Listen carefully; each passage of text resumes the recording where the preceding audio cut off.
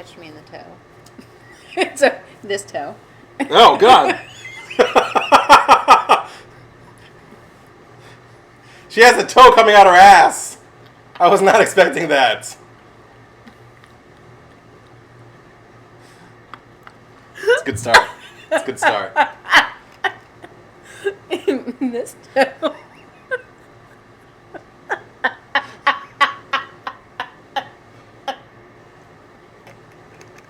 Ow. Okay. Might need a minute.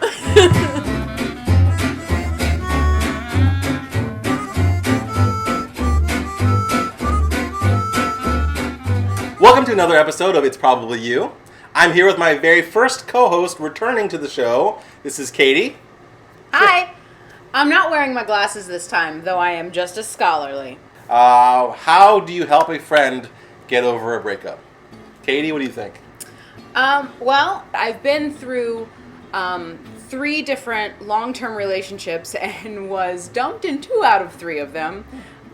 Please don't leave me, current boyfriend. But so the first relationship that I ended it, and then of course the other 2, they broke up with me. And in all 3 situations, I find that people tend to give really terrible advice and stick their nose in places where it doesn't belong. And honestly, out of every single thing I've been through, when I've been really devastated, what has been helpful is if you are my friend, just give me your time. Sit there with your friend, let him or her cry, let him or her talk to you, and just be there. With every relationship, there was a reason it didn't work, and you kind of need to give yourself a little bit of time to process that reason, to kind of really think about it and figure out whether it's I need to examine something within myself and make a change, or whether it was a personality conflict or whatever. I feel like anytime a relationship comes to an end, it is an opportunity to kind of learn, for lack of a better word. I think when you're trying to help a friend with a breakup, there's a tendency to give that advice. They give that advice of, well, get over it by doing this, get over it by doing that. It's the whole providing a solution method of dealing with an emotional problem rather than just being there to listen to it and recognize that it's there. There's a difference between the immediate aftermath of a breakup and like a long-term aftermath within that initial crisis point. Giving that unsolicited advice, those solution-oriented nuggets, not super helpful. Just be there for somebody, until crisis point is clearly over. Now you're just wallowing. Let's work on this. Yes, I agree. That's But I feel like a lot of people will come to that point where they're like, all right, I'm done wallowing on their own. Now, I personally think that people do react differently and do need different types of nurturing based on the kind of breakup it was. For example, when I've had a few long-term relationships, and in those circumstances where either I initiated it or it was mutual, I was very sad, but it didn't stop my life. Because I still had a hurdle to get over in order to get back to my regular life. But that hurdle consisted of not wanting to do stuff, and in that scenario, someone dragging me out to do social things like going to a dance or going to a party actually did help. That's different from what I'm broken up with. I've been broken up with because I was a dick a long time ago.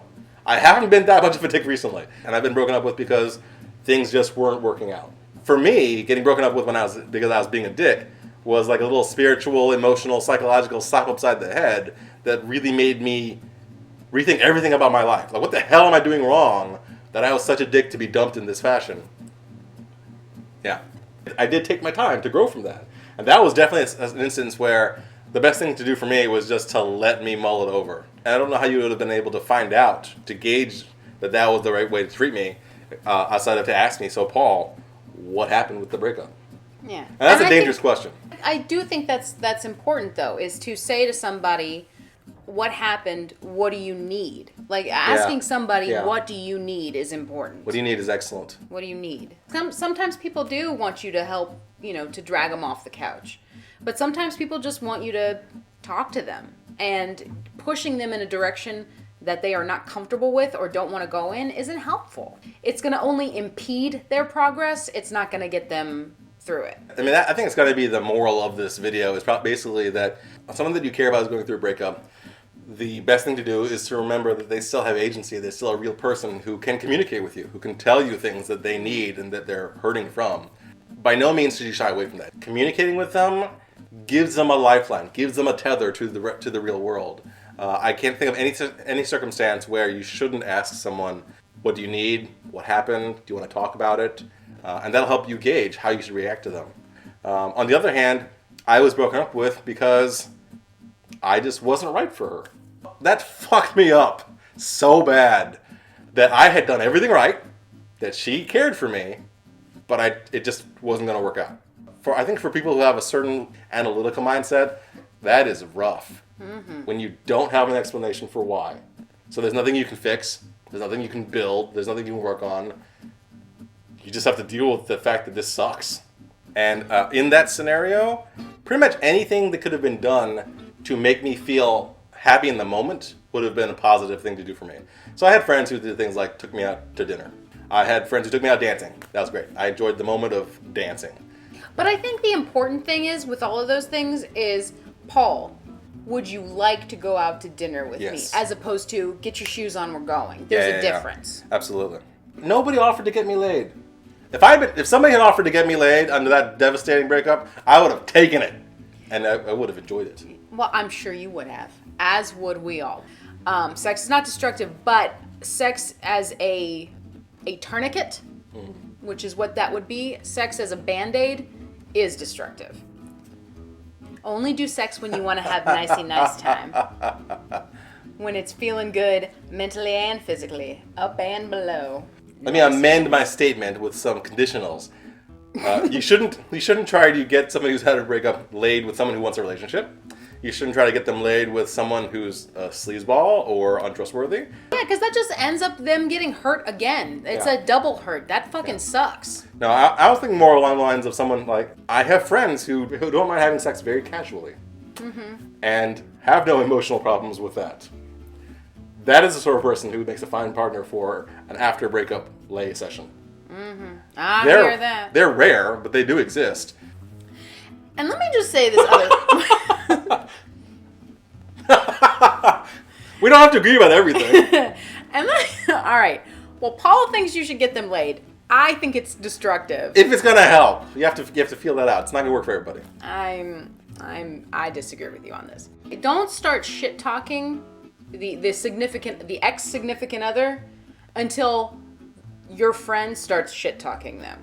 I agree with you with a twist, which is that I've known several women to have breakups, either they've broken up with or been dumped by absolute assholes. And the thing about it is, I know they're an asshole. Most of our mutual friends know that that guy was an asshole.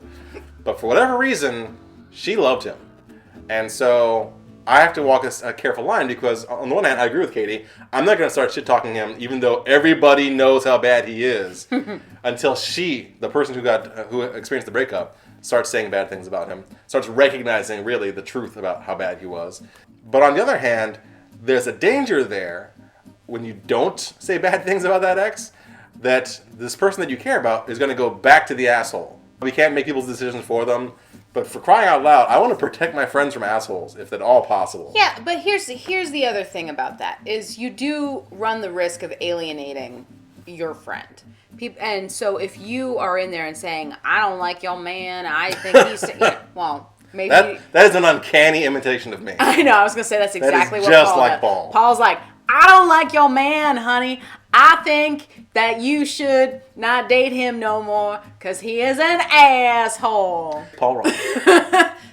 But okay, all ridiculous impressions aside, the moment you say that, you risk them going, well, you just don't know him like I know him. You know, he may appear to be an asshole, but he's just shy, or he's just this, or he's just that, you know. Which is why I don't do that. I don't attack the asshole, even if I know he's an asshole. What I do instead is I remind her that he's an asshole. I do things like, on the last date, didn't he just walk away from you and go home by himself? Didn't even say goodbye? That's the same guy, right? Yeah. Oh, yeah, okay, yeah. I was just making sure. And maybe, well, I mean, I don't necessarily disagree with doing that. I think that's probably a good idea with the addition of, and do you remember how that made you feel? Yes, exactly, yeah. Be careful. If you're not good with words, if you're not good at making persuasive arguments, then just shy away from that and just be supportive. And if you don't know about the ex, certainly don't badmouth them. helps them kind of get to that point where they decide on their own, you know what? Fuck it. I'm glad there was a breakup. Yeah. And if that's that sort of cathartic moment where someone can say, I'm glad there was a breakup, that is when a breakup really starts healing. For a lot of people, when they break up with someone who's just a nice guy, that catharsis is much harder to attain. Mm-hmm. I had that moment today, actually. Well, I mean, I actually verbalized it today. Like, I'm glad that last relationship broke up because, I didn't even know. Yeah, I had that today. But actually, speaking of that last relationship, I feel like this video would be remiss if I did not say how awesome Paul was for me during that last breakup. And actually, all of my friends. This last breakup that I went through was probably the most supported that I have ever felt by all of my friends. And in particular, my friend Julie and this guy right here came over and sat with me and said nothing. They knew I felt shitty. Paul put his little arm around me. He let me just cry on his shoulder and watch TV and let me fall asleep. And he stayed until he knew I was okay. And I needed that. I really needed that. For future friends who go through tough times, that's what I want to do for them. That was priceless. I needed that. I was happy to do it. I was happy to be there. But I talked about how you dealt with your breakup with another friend of mine who doesn't live around this area. And she agreed with me that was a somewhat unorthodox way of dealing with a breakup, but it was brilliant. And it was just right because, Frank, if you can't ask your friends for help when you are feeling devastated, then what the hell do you have friends for? That's why they're there. They love you. They want to be there for you when you're devastated. I called it my babysitter schedule. I had a different person come sit with me every night.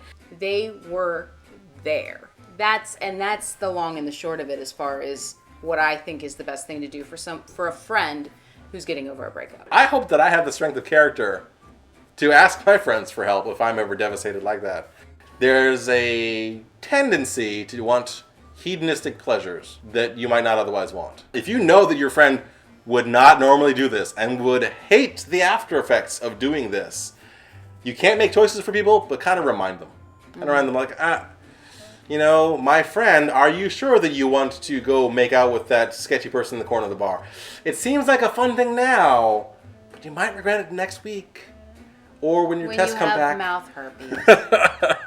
When you have mouth herpes, you might regret it. It's all fun and games until someone gets mouth herpes. That's how you can tell.